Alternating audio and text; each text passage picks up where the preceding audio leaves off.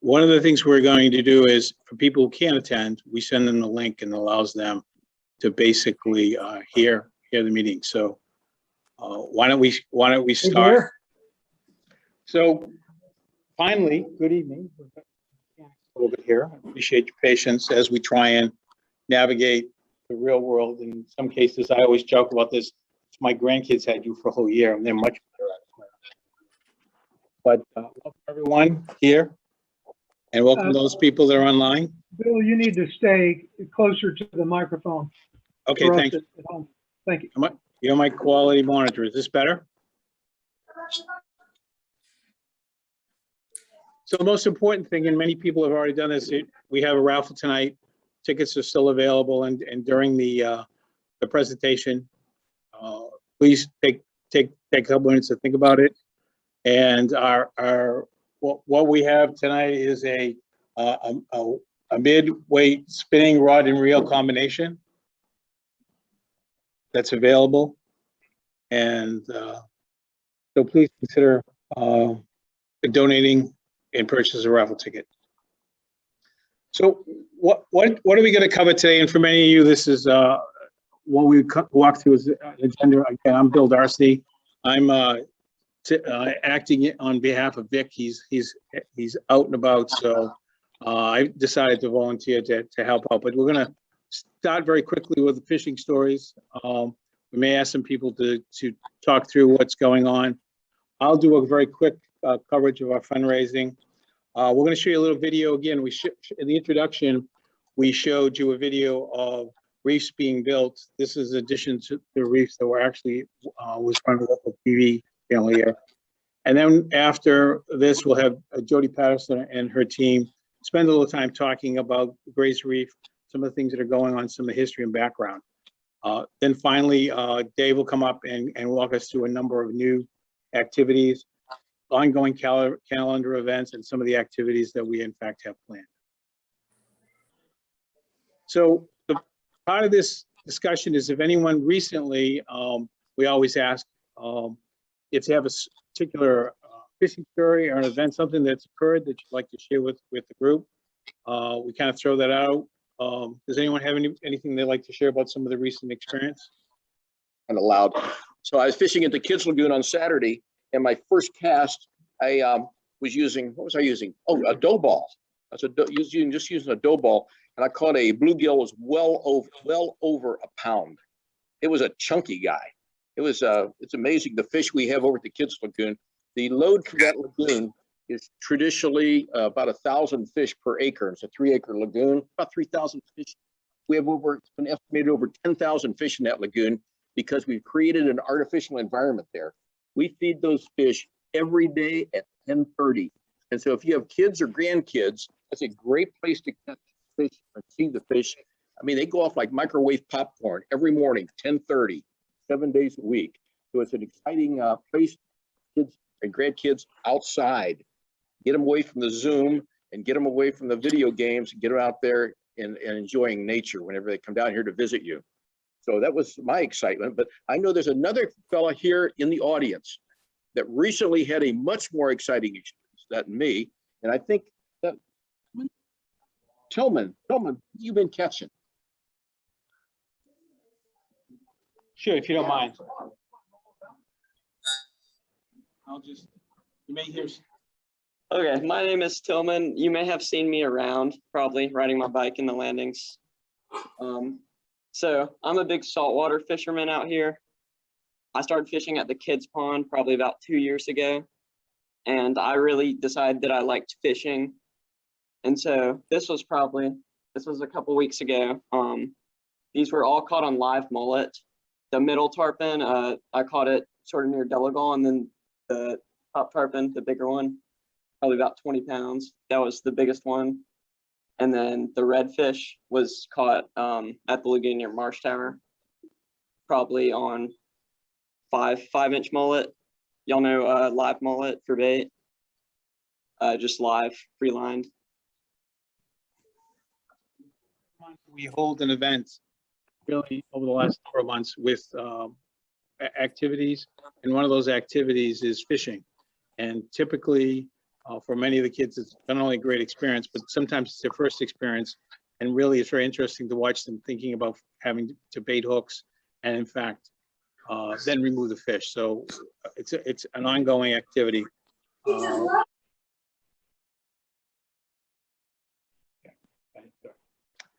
My name's Chuck Smith. I've been part of this program since 1996 when I moved here. And I've done a lot of fly fishing here at the lagoons. And each year there's a fly fishing sort of a educational experience that's been run in the past by John Parrish and Doug Painter. Doug Painter's a publicity guy. And fly fishing is kind of an art form. And, you know, it's like dancing. You get the routine for it. And then you catch fish on an artificial little fly that looks like this. It's the 5-inch mullet's great too. I've done that too, and I appreciate that. And I think what you're talking about is a 7-foot cast net that you're throwing out. You're not blocking the entrance to the water coming into a lagoon. You're throwing that cast net out. It's got weights around the side, goes down to the bottom. He pulls on the top and it grabs everything in it. Then he brings them in and puts them in a pail, goes around with it. And a 20-pound tarpon is a hell of a fish. It's a great fish. And how many times did it jump? Yeah, right. Righto. And when you hooked it, it was over here, but when it jumped, it was over there, right? It's fantastic. But anyway, I've sharpened my fly fishing skills here through Doug Painter. And each year I take my kids that are all 49 to 56 now, and I'm sort of the guy who's paying for it. So they call me the bank. And I'm in the middle back picture there.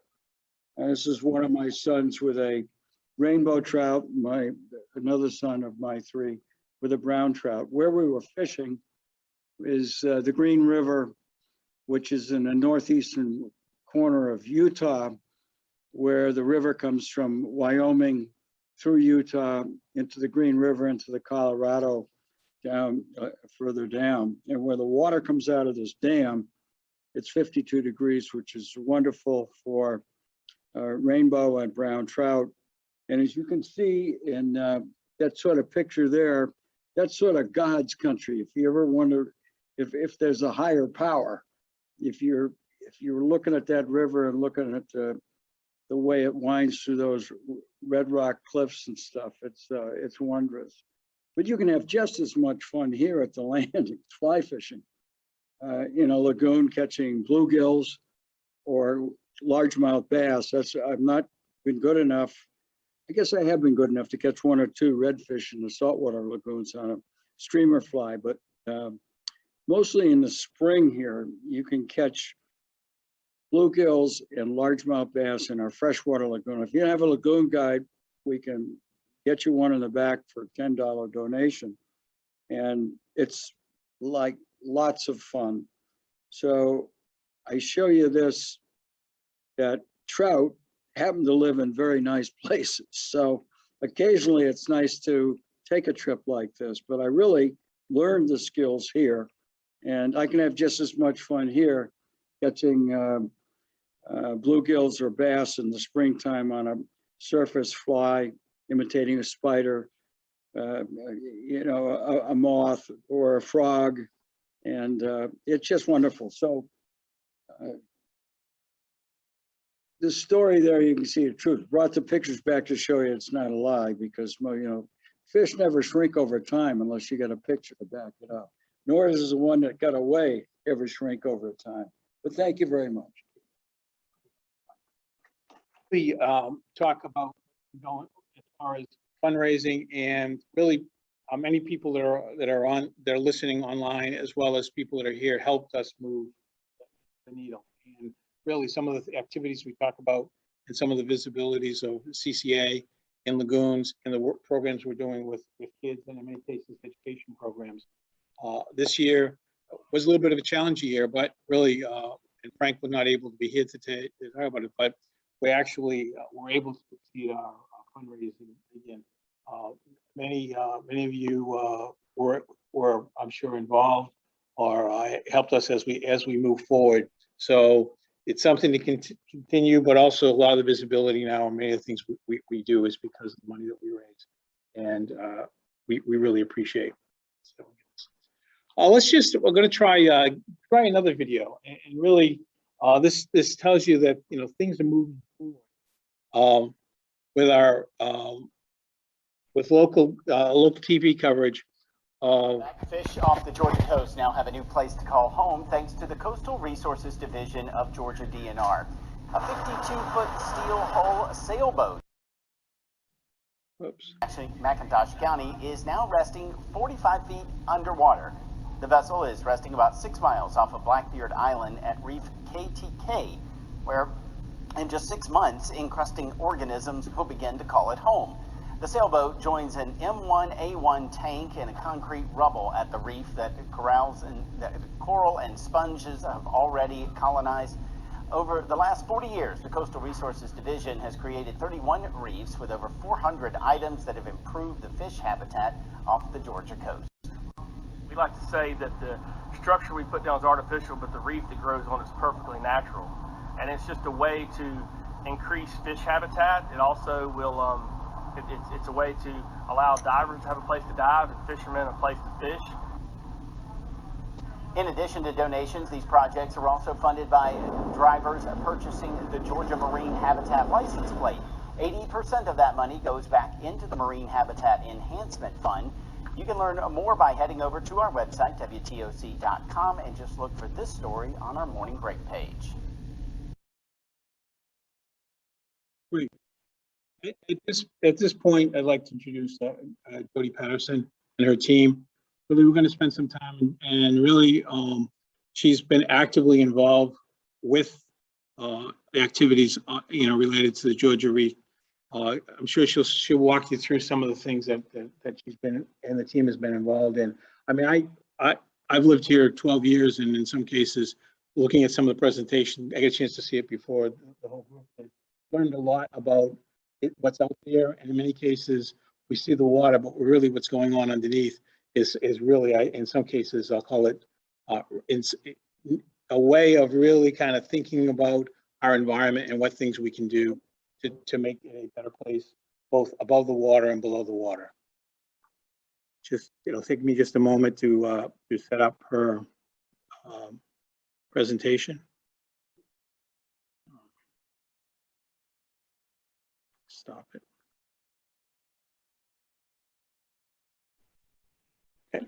Yeah, sorry about that. Here we go. Thank you. That's wonderful. Isn't technology great that we can be in person and remote and still together even in these crazy times? So I appreciate you setting us up to have this conversation with you all tonight. It's great to be back out in person. It's been a while since we've seen you all. So thank you again for having us out. My name is Jody Patterson. I'm the chapter director for Gray's Reef National Marine Sanctuary Foundation. Joining me tonight is Elliot Lamb, who is the state program manager, and Ben Pruitt, who is the outreach coordinator at Gray's Reef National Marine Sanctuary. I'd like to thank Paulette Hamilton, who I don't see here this evening, but thank her for inviting us to come out and speak with you tonight. She has been a friend and a volunteer with the sanctuary for the past few years, and I appreciate that she's working to advance CCA's mission as well now. My regards. Thanks. But if I may, I'll just introduce myself and then I'll provide an overview of Gray's Reef along with our programs and projects that you may wish to be a part of. Ben and Elliot will go into greater detail about fishing at Gray's Reef, so we'll save the best for last. But for myself, I joined the team of Gray's Reef National Marine Sanctuary back in 2009 to support operations and outreach efforts for the site, where I had the opportunity to work for over a decade. And during that time, I coordinated, where did my mouse go? Community volunteer programs, led educational workshops and competitions, and promoted awareness and engagement with the sanctuary. I was fortunate enough to step into the role of director for our local National Marine Sanctuary Foundation chapter that supports the work of Gray's Reef in 2019, where I continue to work in public engagement for sanctuary conservation through education, advocacy, and community projects.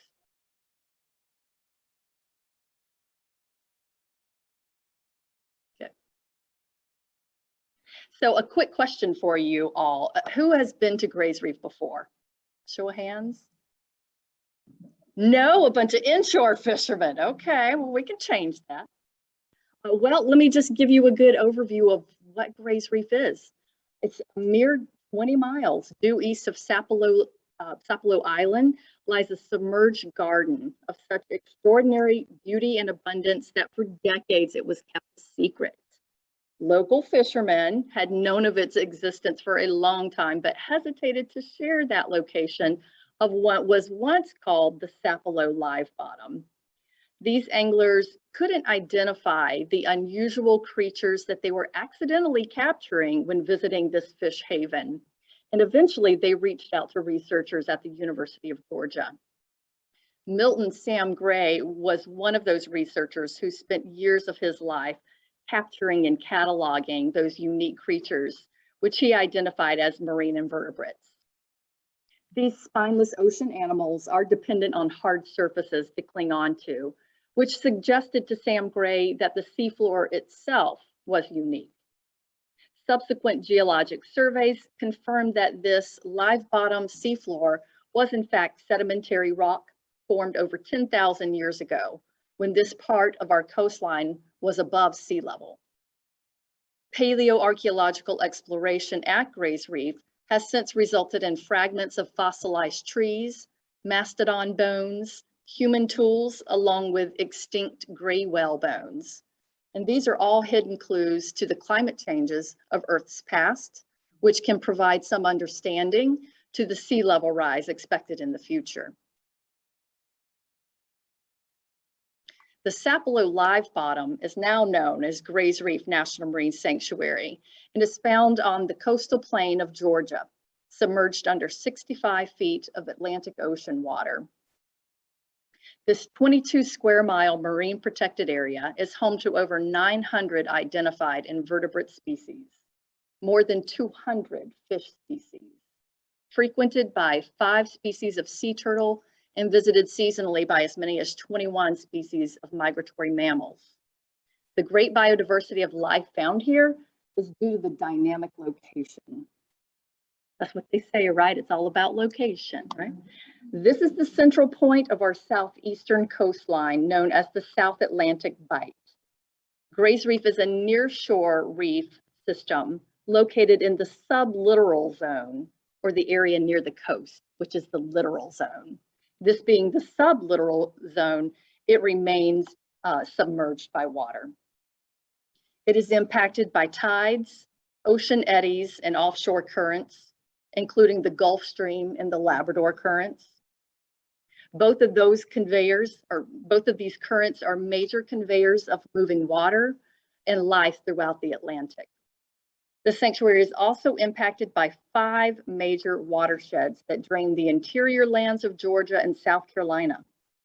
The Savannah, Ogeechee, Altamaha, Satilla, and St. Mary's rivers all drain into the Atlantic Ocean along Georgia's 100-mile coastline and directly impact the water quality of Gray's Reef and beyond.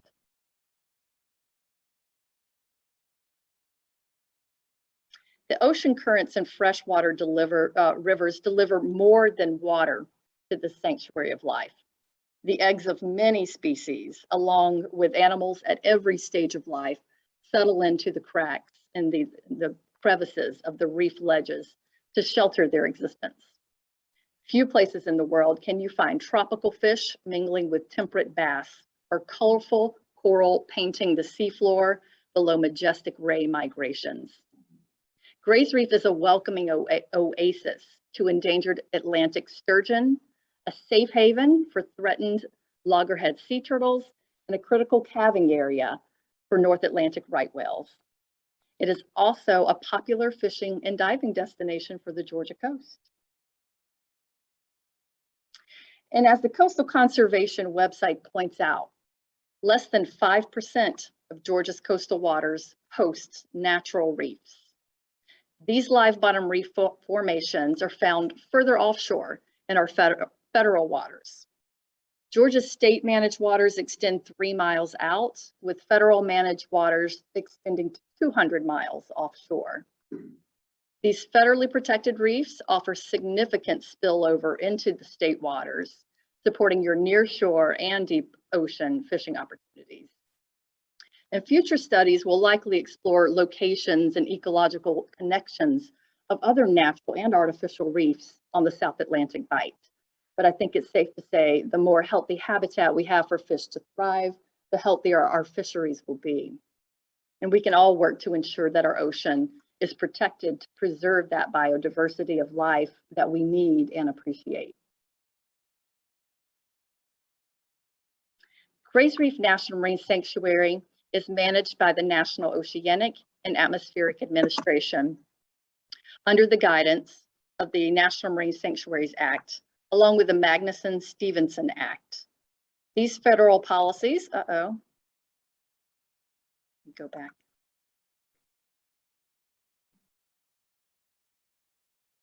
Let's try that. This is a very active mouse. It's jumping, and now it has stopped working. Oh, it's back. Welcome back. Okay. Again, Gray's Reef is managed by NOAA under the guidance of the National Marine Sanctuaries Act and the Magnuson-Stevenson Act. These federal policies support the designation of these special places, allowing for sustainable use while mandating research and education. Gray's Reef is one of only 15 sites worldwide with this designation, which was received in 1982 as a result of local conservation efforts, former President Jimmy Carter's nomination, and subsequent congressional approval. Gray's Reef is a sentinel site for a number of research topics, including climate change, fishing impacts, marine debris pollution, invasive species, and noise pollution. My interactive slides, which I believe will be shared with you following this seminar, are linked to some of these various studies for you to explore. Our national marine sanctuaries are hotspots of biodiversity and culture. They are home to iconic species like migratory whales and majestic seabirds, and habitats like massive coral reefs and towering kelp forests. And they preserve our historical and cultural remains like shipwrecks and artifacts that define our nation's maritime history. The National Marine Sanctuary Foundation's work aids in the conservation and protection of these special places through legislative advocacy, marine debris removal, habitat restoration, and species conservation. A species of particular interest and concern here in the Atlantic is the Pacific lionfish. An Indo-Pacific species, they have become abundant in warmer waters of the Caribbean and have traveled the Gulf Stream all the way to Maine. As an invasive species, the Gray's Reef Foundation has taken steps to remove them from our local waters, as well as promote them as a fisheries resource for sustainable markets. We have hosted a popular gala event at the Landings Club called A Fishy Affair. Anybody been to that? Yay. To introduce these beautiful aliens to your dinner table and to build awareness of the invasive and native fishes found in your sanctuary. And national marine sanctuaries belong to the American people. The National Marine Sanctuary Foundation connects people to their sanctuaries and provides opportunities to get involved at local, state, and national levels. We encourage local stewardship and national engagement that leads to big differences for our ocean, including supporting volunteer opportunities, hosting community events, and promoting national policies to support marine conservation. We directly support programs and projects at Gray's Reef and in the connecting watersheds. Our programs center around science and conservation and creating the next generation of ocean stewards through awareness and personal engagement. One way we have done that is by serving up science on tap virtually during the COVID lockdown, but hopefully we'll deliver that to a happy hour near you soon. Science on Tap is a speaker series where we feature a variety of tasty ocean research topics and a flight of underwater experts to lead a discussion about scientific projects underway in Gray's Reef. We recently discovered a world of ocean sound through acoustic hydrophones in an exciting NOAA underwater sound monitoring program. Our Science on Tap featured topic of ocean acoustics included guest speakers, Dr. Rodney Roundtree, also known as the Fish Listener, Captain Todd Resicar of UGA Marine Extension, and Kimberly Robertson, the research coordinator for Gray's Reef National Marine Sanctuary. And you can learn more about this Science on Tap speaker series and the Sanctuary Soundscapes project on our website. The National Marine Sanctuary Foundation invests in preparing the next generation of conservationists to tackle the challenges facing our ocean. We aim to create aha moments that lead to a lifelong passion for the ocean by providing students, educators, and lifelong learners with opportunities to explore and discover connections to the natural world, no matter where they live. And our education work includes student learning experiences, teacher trainings, citizen science opportunities, and educational exhibits at zoos, museums, and aquariums across the country. Here in Savannah, we give students from across the region an opportunity to dive into deep ocean exploration through the Gray's Reef Southeast Mate ROV competition. Student teams compete to build remotely operated vehicles, ROVs, to demonstrate their ability in conducting mission operations and our innovative mate competition. As early as 3rd grade and as advanced as college undergraduate, students are putting their STEM skills to work and learning all about the challenges we face in ocean conservation. They are also innovating in industry and expanding their career potential through these robotic challenges. And these are important economic drivers for our community and for our nation. The Gray's Reef Foundation chapter is working to expand student opportunities in blue tech fields. And this is the perfect program to help facilitate local awareness and participation in ocean workforce development. So we welcomed Savannah Tech to the program, along with a few new Savannah area K-12 schools who are implementing the MATE program this fall, and our newest sponsor at Thunderbolt Marine, who is eager to support student learning around marine trades. We've had an exciting summer regardless of COVID. And technology is able to connect us in so many ways. And this Fish Rules mobile app is an education resource for anglers. It also functions as a valuable data collection tool for fisheries researchers. And I recognize that more data is needed to make comprehensive policy around recreational and commercially fished species, and your input matters. As local on-water experts, you see firsthand the presence and abundance of species, or can speak to pollution or other concerns in our local waterways.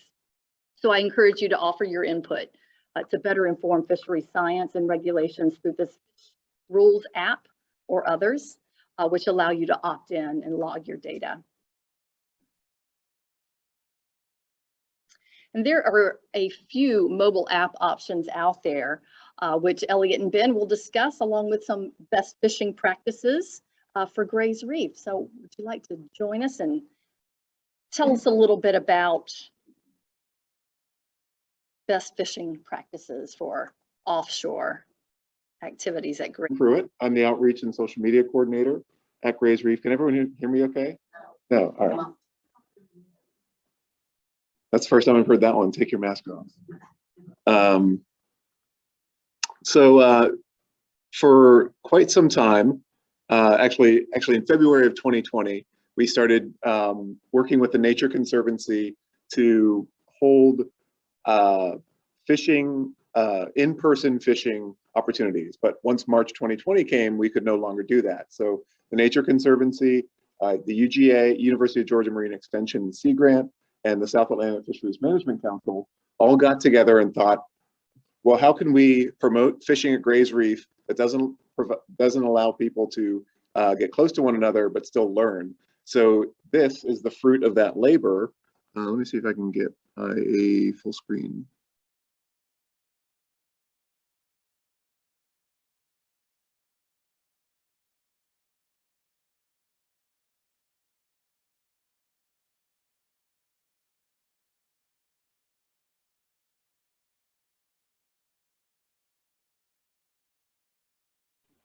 We're losing the audio.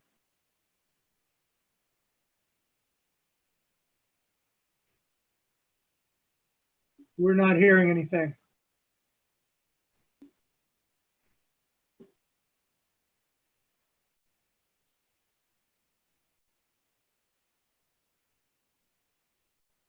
We had great audio a minute ago, but it's gone now.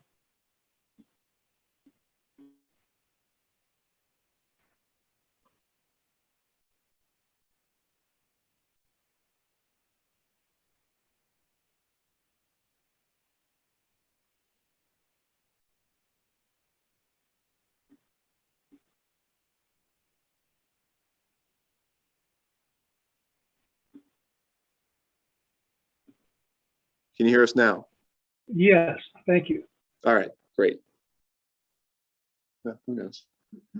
So anyways, sorry for those technical difficulties. Thank you for your patience.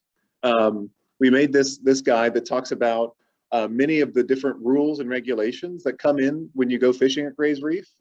Because what we found out when looking into these, into these rules is they're all over the place. There were some on just our website, Gray's Reef. There were some at the South Atlanta Fisheries Management Council. There were some that were written on paper in our office, but nowhere else. So we came together, compiled all of these resources into this guide here, and really brought a story of how you go out and go fishing at Gray's Reef. What's the best way to do it? So there's a quick introductory video. We won't, actually, I believe we have some time. It's about a minute and a half. We might be able to hear it. Gray's Reef National Marine Sanctuary offers year-round fishing opportunities. Whether it's bottom fishing for snappers and groupers or trolling for kingfish, we want you to get the most out of each visit to your National Marine Sanctuary while helping us to conserve it for future generations. Hi, I'm Stan Rogers, Superintendent at Gray's Reef, and I'm inviting you to come and explore the natural treasures of the sanctuary. Responsible recreation has kept Gray's Reef an ideal fishing destination for over 40 years. There are several ways that you can help to conserve this pristine habitat while fishing at Gray's Reef. First, know the sanctuary regulations and applicable federal and state fishing regulations. Second, have your fish descending devices rigged and ready and know how to use them. And lastly, don't forget to log your catch using many of the available apps for the Georgia coast. While visiting Gray's Reef National Marine Sanctuary, I ask that you be a model for fellow anglers by following the best fishing practices presented in this guide. Thank you for helping us conserve our incredible marine resources and to power Georgia's blue economy for years to come. And then it finishes up with Fish On, which is one of my favorite films. So as you saw, there was information about rules and regulations, the tools that you need to make the most out of your Gray's Reef, and then as Jody mentioned with the Fish Rules app, additional apps that you could use to help provide data that help conserve our incredible species off the coast. So I'm just going to go through some of these tabs. Some of them are more focused on the habitats of Gray's Reef, which were described by Jody. So we have our live bottom habitats, our ledges. Might be a little bit of delay on some of these slides. They're really great, high quality pictures, but of course they take some time to load. That's the trade-off. So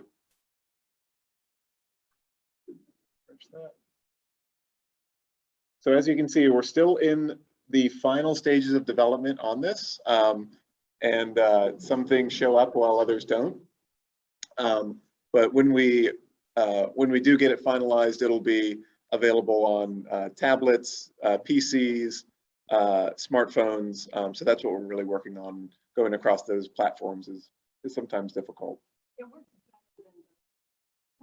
Yes, especially if you pay Comcast $70 a month. So we have some interactive pieces that we'll scroll and talk about the habitats of Gray's Reef. As I mentioned, the maps. We do offer some locations of where to actually go diving or fishing in the recreation area. So those are available. This will eventually be available on our website, and so this right now is, as I mentioned, still in development. We're still being finalized, but we are giving you a sneak peek. Not many people have seen this right now. So when you are able to see it through the website, and you want to provide any feedback for us, we'd be happy to hear it, especially from avid fishers like yourself. Some of these sections that are failing to load right now, right as I say, failing to load, talk about some of the regulations at the sanctuary, so sanctuary specific regulations. So who can name a regulation in the sanctuary that you might not find anywhere else offshore? I think there was a group over here that was talking with Elliot earlier. Do you remember anything? No anchoring is one of them. No spearfishing. Yeah, man, good recall. So the main ones are no spearfishing and no anchoring. There's also a research area in the southern third, which is used just for our local researchers, maybe here at the University of Georgia, the Skidaway Institute of Oceanography, Savannah State. They all use this research area as a multi-use area that is void of any human interaction, or as much human interaction as possible, and is one of the very few absolutely no take zones on the eastern coast, which is quite important for researchers to understand what impacts humans are having on our resources. So we have sanctuary-wide regulations in the research area, and then fishing regulations. So as I mentioned, some of these go to different regulation sites, such as the South Atlantic Fisheries Management Council or Fish Smart. We do have some introductions of skills or certain things to keep in mind before you go out to Gray's Reef. You know, in addition to checking the weather, making sure you have the appropriate gear. So this is really, you know, we think of Gray's Reef as a kind of the training wheels of offshore fishing of the Georgia coast, and this is your guide to learning, you know, what to use for the training wheels to make sure that you're making the most of your trip. So when you get on at home, I heard the slides will be shared, so you can click through this and see that to navigate there are arrows on the left and right, which you can move through the sections with, and then the main menu at the bottom to move through and learn about fishing at Gray's Reef. So it talks about recompression using those descending devices, excuse me, along with some other tools. The last thing I wanted to bring up was a citizen science section that we have. In addition to the Fish Rules app that Jody mentioned, there are two apps featured in this Best Fishing Practices experience. One is the South Atlantic SAFMC My Fish Count app. The other one is the SAFMC Release app, and the other is My Fish Count. So the trio of all these apps really gives information to managers that can help better understand how many fish are out there, what sizes, and what adjustments might be able to make so we can keep fishing for future generations. Ella, did you have anything else to add?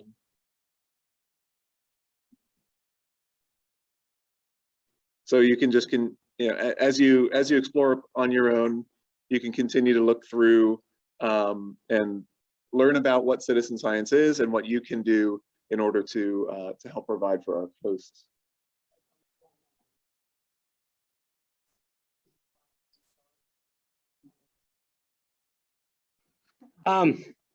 When we are talking about citizen science, this is one way where fishers on the water can help contribute to the information coming to managers. Right now, you see three of us here. The entire staff at Gray's Reef, we're nine-person body. That's 9 people are the only ones out there managing that area. So any additional information that we can get from active stakeholders, the more info we have, the better decisions we can make to help improve in the future.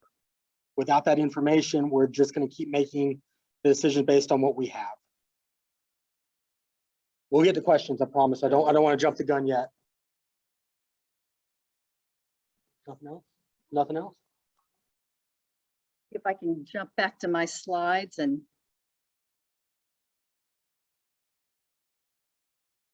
look at us learn, right? Okay.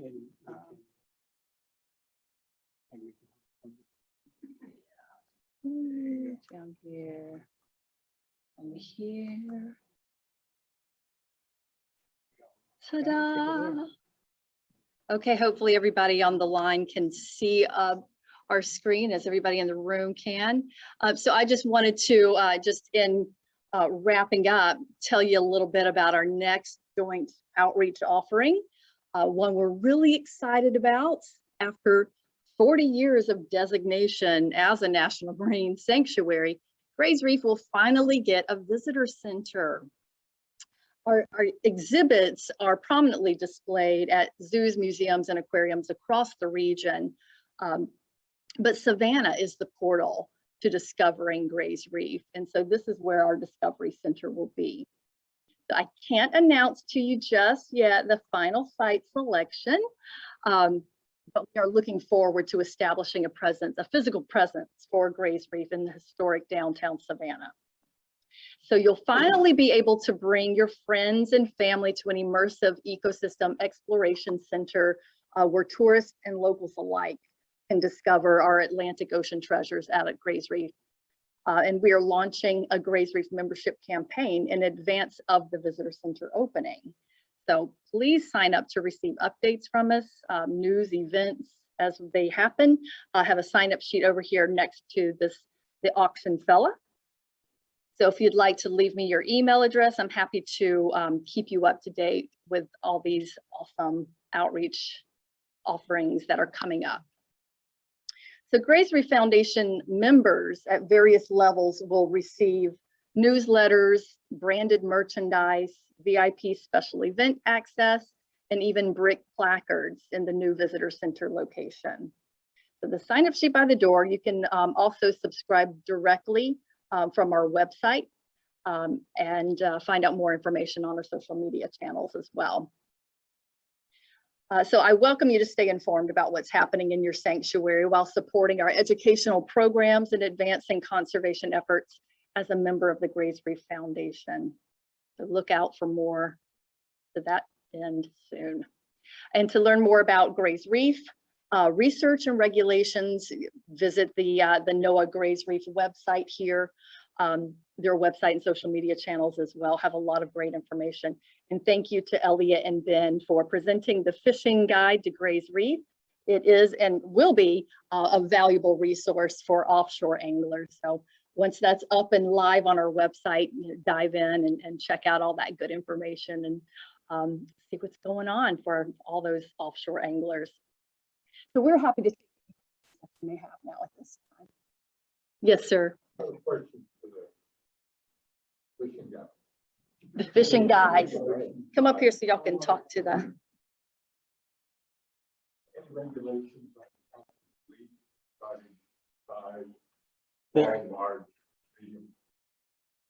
That information is done by NOAA Fisheries, and it is available in NOAA Fisheries in support of the South Atlantic Fisheries Management Council. That information is on our website now. It's not nearly as pretty as the new experience that we have, but will be there as well. And then depending on the specific species, there will be regulations managing that species. So like a common one, black sea bass, they have to be, what, 14 inches, is that right? Yeah, 14 inches, I believe is correct. Yeah. And then there are other ones as well. Red snapper, that's another fun one. Kingfish, common species that can be caught at Gray's Reef, would be your snapper groupers, black sea bass, variety of snappers, variety of groupers. And then mackerels, wahoo, tuna, mahi-mahi, all of which come to visit Gray's Reef. Ben has coined a term, and I sort of like it, whereas if you think of the Gulf Stream as a highway, Gray's Reef is going to be one of the main rest stops in the South Atlantic.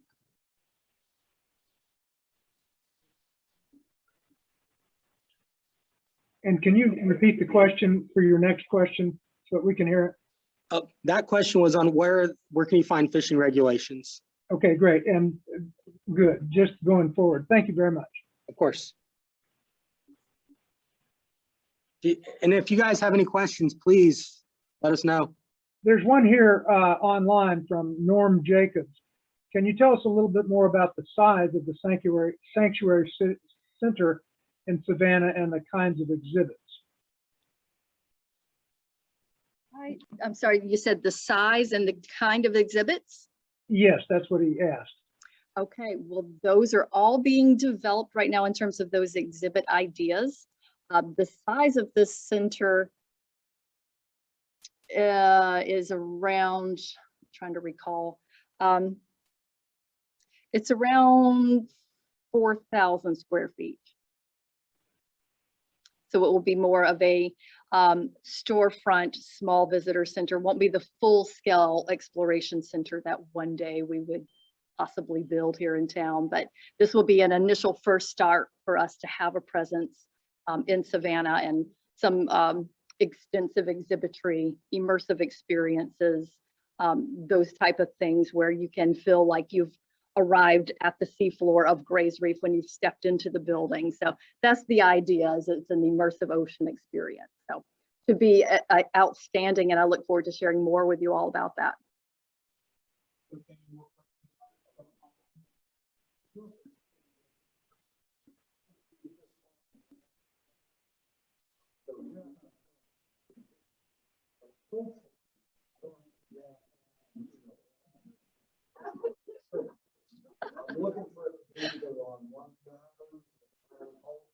Wherever you want to go.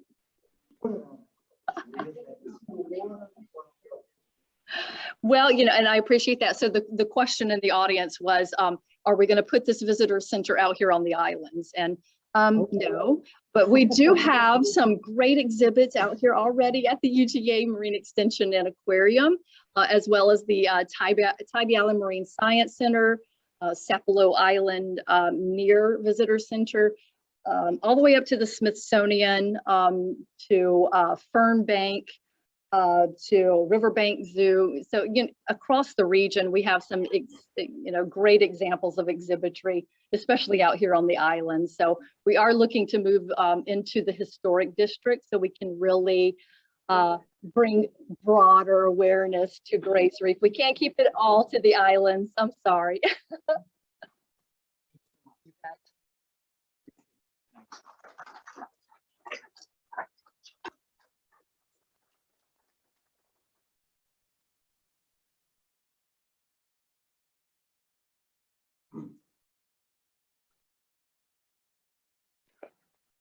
So we appreciate your joining us tonight. It's a rather small, intimate group, we'll call it, versus what we normally have. But we're coming out of this pandemic, and stick with us. We've had, as all of your other groups have had too, transitioning through COVID is difficult.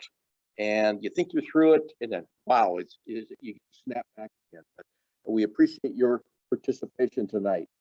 There are many members of CCA in the group. We have a new member here tonight. First name Tillman. So thank you for joining us. That's really what we're looking for, some fisher people, not fishermen necessarily. And see, I want to go one more past this one.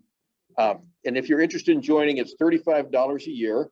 You get the Tide magazine, and we are very active here on the island. How do I click forward?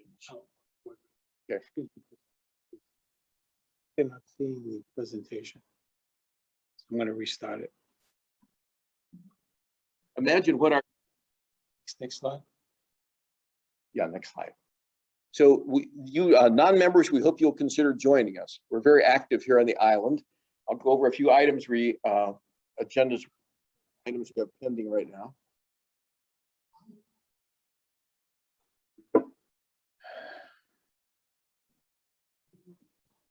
Okay, there you go. One more.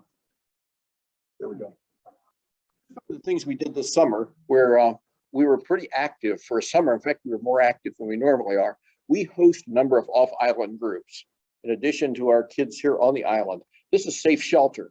And I think most of you know what Safe Shelter is all about battered women, someone homeless, and this is their children.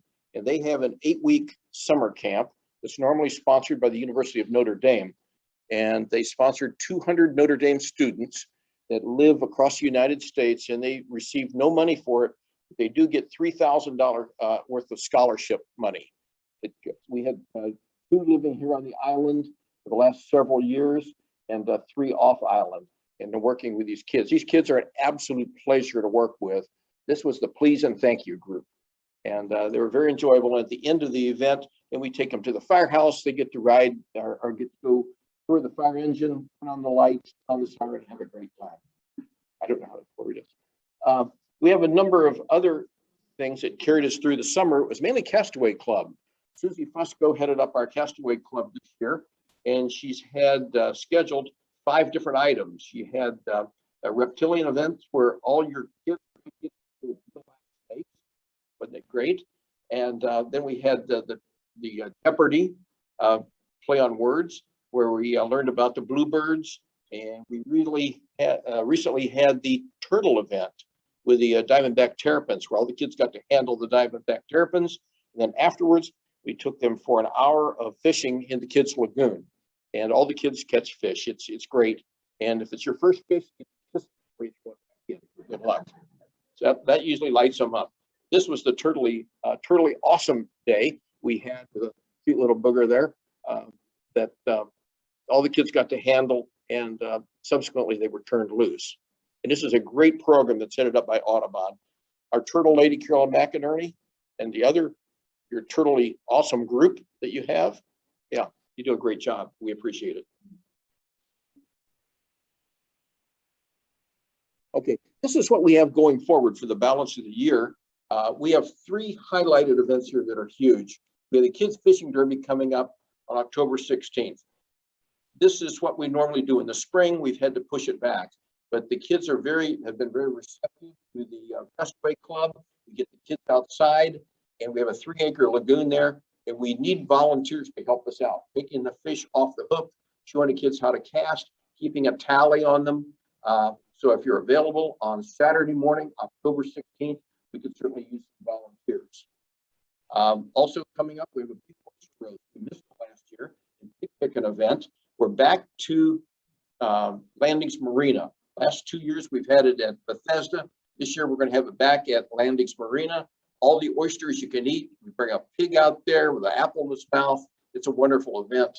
And then our banquet has been moved to March 1st of next year. And we have some new participants this year. R.W. Richard Kessler has donated a luxury suite for 2 nights that we'll be raffling off. And we also are introducing a Palmetto. We're losing you, Dave. Okay, sorry, I keep We're losing stepping you, up. Dave. You need to be closer to the microphone. Get carried away. I keep backing up. I'm timid. So in addition to the Kessler donation of 2 luxury 2 nights in the luxury suite at the Powerhouse, we also, Palmetto State Armory has donated an over and under Browning shotgun for target practice. And we'll be raffling that off as well. And that's kind of new and exciting here on the island. So hopefully you'll be able to join us for our banquet. And that's scheduled to be at the Palmetto Club. Now are you taking me forward in this? Okay, great. Now our next speaker next month will be Captain Ross Garrett. He's part of the Captain Judy organization. So we'll get a few wild stories. And I think he's been with Captain Judy for about 8 years now. And so we'll have Captain Ross Garrett talking about fall fishing. Okay, next one.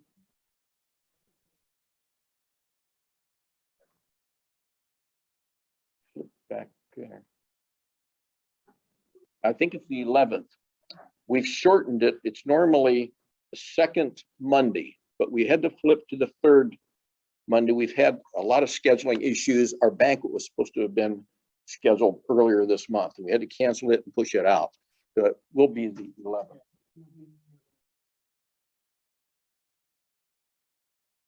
Yeah. So yeah, most all of our meetings are on the 2nd Monday, but on January and February, they're on the 3rd Monday. because we have scheduling conflicts. Okay. And now we're going to have the drawing. And Jody, would you draw for us? Find us a winner here.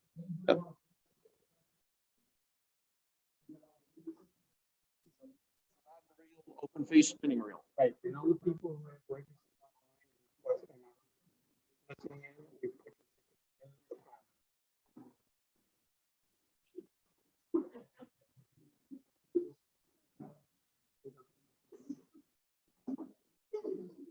Okay, oh, we got a, okay. All right. See what we got here.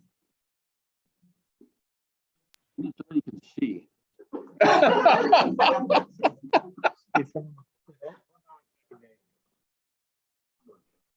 There we go. The number is 568-9. Step forward, we can't hear you. 568-932. Can you check and see if it's on the list to the printout of the? It is on the list, and it is Lauren Lakowski. Okay, Lauren Letowski. We'll work to get your information and get the rod and reel to you. She bought tickets online. Yep. Okay. So in addition to the people here in the room, we have people online buying tickets. Okay, that's it for this evening. I appreciate your patience. Dave will stand next to the microphone and say, that's it for tonight. And that's it for tonight.